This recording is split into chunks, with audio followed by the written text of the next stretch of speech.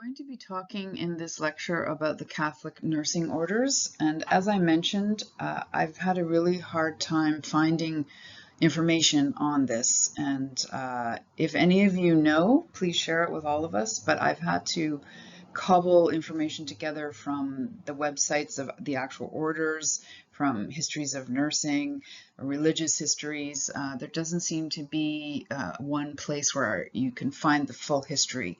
So this is a bit perplexing because these orders are very important in terms of the history of healthcare, the history of hospice, the history of nursing, and we're going to see that they have a direct influence on hospice and how it develops and the values of hospice.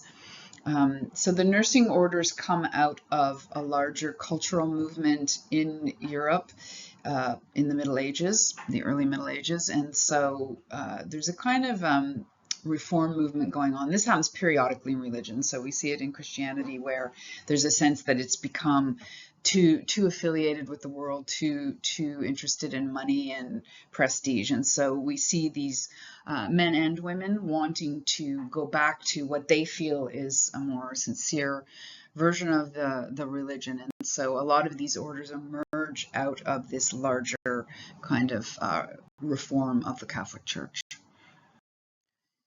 So this time period I'm going to be looking at takes us from the Middle Ages to the Renaissance and then beyond, and we see changes happening, and I had touched on this in the earlier lecture, the fact that there are many different diseases that are killing people. One of the most serious was the bubonic plague, and many of you will know about that. That's first came to Europe in the 14th century, also known as the Black Death, and it was brought, we think, by via ships, and so nobody knew what was causing it, and huge numbers of people of all ages, whole families were dying of this plague. And so we also find many different illnesses like syphilis, smallpox, that there were no known treatments for, and also, as I had mentioned before, the idea of that these orders would serve people suffering from leprosy, and so lepers were often socially ostracized, so these would be people that would go and take care of them. So the other kind of cultural development is that we're starting to see the building of towns and cities. And so, as you will know, and this is still true, that when people are living in dense areas of population, disease spreads very quickly. And so there's a great need now for these nursing orders. So the image here is of St. Clare of Assisi. Many of you will probably be familiar with St. Francis of Assisi, but she heard him preaching, and apparently he was extremely charismatic, and he drew all these followers, men and women, to him. And so Clare was the daughter of quite a high-ranking family, and she was so overcome by St. Francis that she decided she wanted to renounce, and she wanted to take an oath of poverty. Particularly with St. Francis, there was an emphasis on the oath of poverty along with chastity and obedience. And so they entered into what's been referred to as a spiritual friendship, and he mentored her. And St. Clare became a kind of an abbess, the head of a convent, and she attracted all these other women to her. And so the Poor Clares were founded in 1212 CE, and their convent became a space that was also a hospital, or that was serving the sick. And so there's a number of churches named after St. Clare. And so the image, she's usually shown with the host. And so this is related to one of the miracles, and some of you may know that saints are always associated with miracles. So the miracle was that her convent was surrounded by invaders, and there was no hope in sight, and she prayed to the host, and the invaders miraculously fell back. And so she's shown in her iconography with this. But in many of the images, there's a kind of a light coming off of it, and you're going to see as we move through, there seems to be a through line of these women being shown holding what looks like a lamp and that takes us right into the image of Florence Nightingale, which I'll be getting to shortly. These reform movements appear to have been clustering in France and Italy, so I wanted to make sure I also gave an example of somebody from outside of that region. So another very important figure is Saint Elizabeth of Hungary. So she was born into the highest noble family. So she was born to a king and a queen, and she herself married into royalty. And so we see that again, that idea of these very high-ranking, sort of socially highly ranked women. We saw it with Fabiola in Rome, and so this remains a kind of through line with these people that are practicing what we would now call nursing. And according to the history, she was, even as a young married woman, was always very concerned. She wasn't a nun, so she was married, and she was very concerned with the poor in the kingdom. So, according to the histories, she was known for her goodness, generosity, and sympathy, and she installed a turnstile that would allow her to give alms and food to those in need. And so we're told that during a famine, she actually distributed from her own personal granary and actually depleted the stocks in order to give to those in need. So she's generally depicted, as you can see in this image, giving bread. So she's often depicted holding a basket of bread. So the idea that she's giving food to those in need. Another very important figure is St. Catherine of Siena, who was born Catherine Benincasa. She was the 25th child of a well-to-do merchant, and we're told that about half of her siblings had died in childhood. So again, that idea that during this time period in the 14th century, people were dying very young. That would have been more the norm. And so, again, with many of these stories, the family is not happy about their child, male or female, renouncing and becoming a nun or a monk. So she shows that she's very determined very young, and so part of the story is that when her parents are objecting to this, she cuts off her hair. And so this is an image. I wanted to show a different kind of image because some of them start to look very similar to each other. So here we see she's cutting off her hair, and there's a halo around her head. And so again, it's interesting to me because the Buddha does the same thing. He cuts off his hair, and it's a way of showing that I mean, it's showing many things. Hair is very important in religion, actually. But the idea of letting go of vanity, particularly with women, it's often associated with the hair. So she's becoming an ascetic. She's dedicating her life to her calling. And so St. Catherine becomes very, very influential, and we're told that she ends up being somebody who's sought out by the Pope himself, who's visited by bishops and archbishops. And so this is something that sometimes gets lost in the history, and maybe it's better known within Catholic history, but these women were also very influential politically. They were overseeing vast convents, they were overseeing huge amounts of money, and they were involved in politics in order to be able to do what they were doing. So they were actually extremely powerful figures in their societies. We're told that she was a clear-thinking and diplomatic leader and writer. So she was also known as an intellectual. And one of the central stories of St. Catherine of Siena is that during the bubonic plague, she went out with a lamp looking for the sick, and so helping them. And so I think this is, again, we have that iconic image of this person going out with the lamp, which of course is very symbolic of the light, right, shining in the darkness. And so she's going out and showing compassion for these people that everyone else is afraid of. They're afraid of getting the disease themselves. So St. Catherine obviously has been canonized, and she's become a patron saint of a variety of things, and we're going to look at that right now. Whenever I can, I like to include some of the material practice of religion in my courses because religion is something that's lived by people. It isn't just an idea that's floating around. It's enacted in people's lives. And so St. Catherine of Siena becomes the patron saint of nursing. And so this image here is of a medallion. So a Catholic nurse might wear this medallion, and many of you, regardless of your religious background, will probably know that religions often you wear kind of an amulet or a medallion, and they're seen as being, it's seen in a variety of ways. It's often not articulated particularly, but the idea of protection, inspiration, this idea. And so you can see in this case they also have the Asclepius, so that's another ancient Greek symbol of medicine. And so the idea that it's a kind of a touchstone that you can actually physically touch to kind of support you in the work. And it's also, I think, a constant reminder that it's connecting you back to these religious values of such as compassion, that this is a vocation rather than just a career. I want to move us closer to home now. This is an image of Hotel Dieu in New France.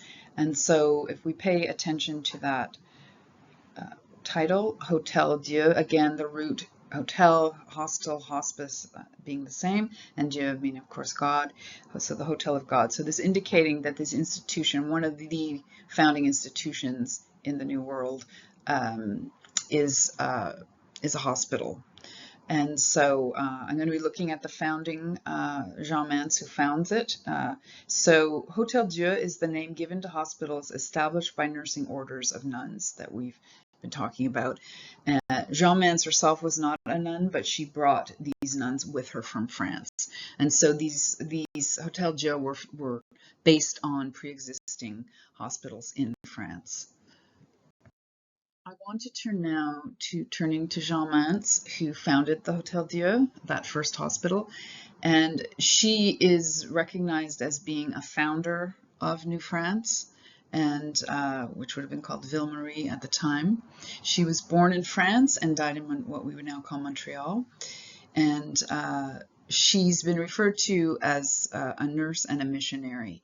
And it's very important to note that figures like Jean Mance, as I pointed out about the saints that we were talking about, the idea that they weren't just nursing, they were also directors of hospitals, essentially. So they were overseeing these large budgets, they were ordering supplies, they were fundraising. So they were occupying these very demanding, very important jobs that wouldn't have been open to women really in other settings.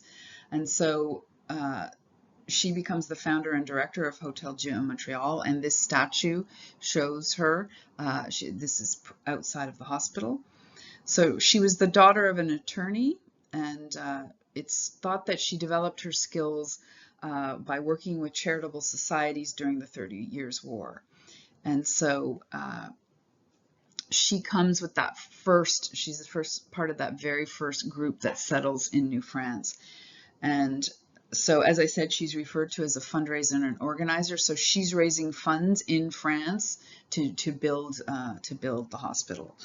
So we're told that she was living in a tent on the island of Montreal with 10 other women, and that she and these women were serving anyone who was ill, including Wendat and Haudenosaunee people who. Now, this gets us into a controversy here, and I don't want to whitewash this. That part of what was going on here was conversion of Indigenous people, and that obviously that's a bit of a complicated history in Canadian history. So, nonetheless, she was nursing people regardless of their background, which would have been part of that larger kind of ethos of what a hospital is. But I don't want to kind of brush aside that this was part of a kind of a missionary drive that was going on in the New World, or the so-called New World. So Jean Mance was made venerable by the Catholic Church, so she wasn't a nun, but she's been recognized by the Catholic Church. That came quite late in 2014. And in 2020, this came really late, she was inducted into the Canadian Medical Hall of Fame. So she sits at this kind of crossroads of religion and secular. And so I just think it's important to recognize the importance of her influence, and certainly if you go to Montreal, she's everywhere. She's one of the most well-known figures in the history of Quebec. In the final part of this lecture, I want to talk about the Sisters of St. Joseph, and this group was very important in the Canadian context. As you already saw, they were part of the founding of Hotel Dieu, and as I mentioned in the earlier lecture, what you have with these women is they've taken these vows, so they're not married, they don't have children, so they're kind of an army of workers who can do this kind of work. And as I said, some of them were teaching, some of them were nurse educators, some of them were actually nursing in wards, some of them were directing hospitals, and so you have this. I mean, they're basic living expenses are covered by the church, but they themselves are not paid. So you have this unpaid workforce, and also they were sent all over the place. So they didn't get to choose, they were sent wherever they were needed. And so any of you who know North Bay will know that the mother house here is run by the Sisters of St. Joseph and in Sault Ste. Marie. And so they were also very active in the north, and they were often the first kind of healthcare practitioners. So they would get sent to serve various communities. So I went on their Canadian website, and it states on the website, united by passion for community, justice, and love, acting from the energy of God's love, we are women faithful to living a vision of our world as one earth community in which all life can flourish. And I was very pleased to see that they have land acknowledgement on their website.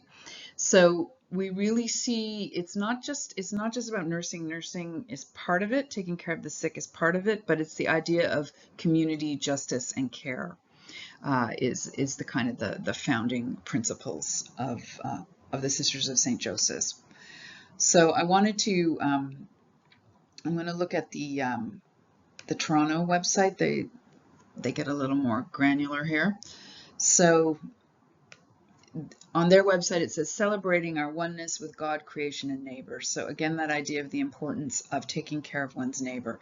And it says, we, the Sisters of St. Joseph of Toronto, are a Roman Catholic congregation of women founded in France around 1650.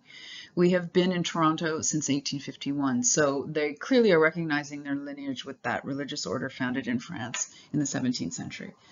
As a religious community, we are brought together by the love of Christ. We are called by God, the gospel, and the church to serve those in need in simplicity and compassion, and to pursue social justice and equity for all. We are committed to creating a society transformed by gospel values in the areas of social justice, peace, and creation. And again, they talk about serving one's neighbor.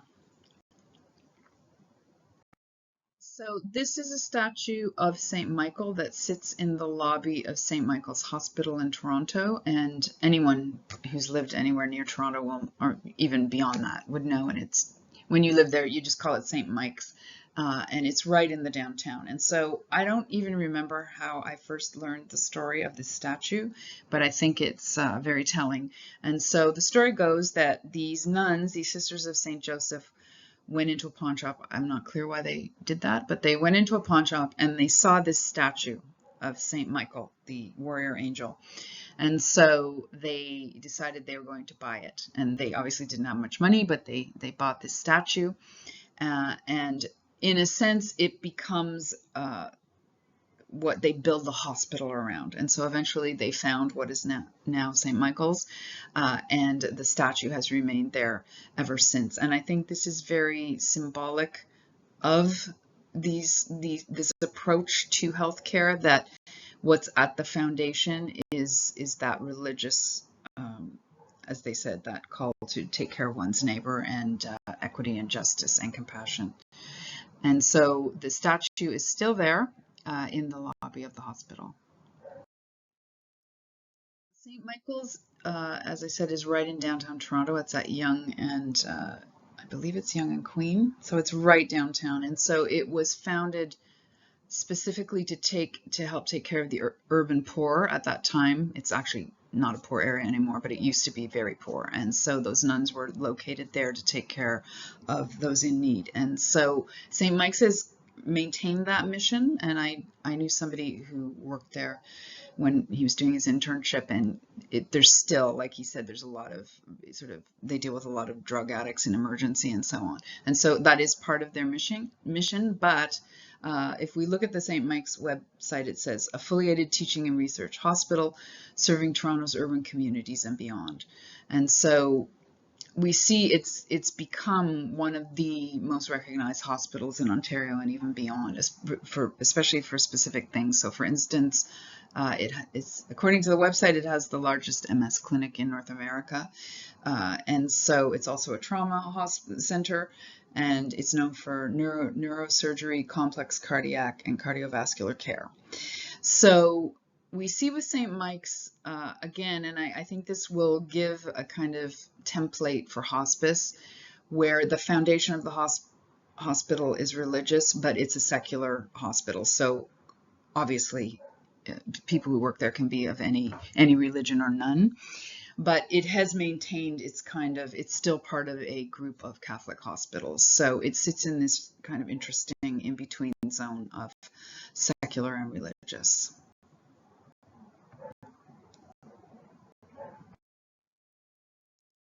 I wanted to end this lecture with this image, which is part of an ad campaign for the hospital, and it's often referred to as the urban angel. And this always reminds me of that German movie about the I think it's called Wings of Desire. So the angel's kind of looking over the city, and so you'll recognize that's the statue. And so this image of St. Michael looking over this enormous city, kind of protecting the city. And as it says here, advancing care every day.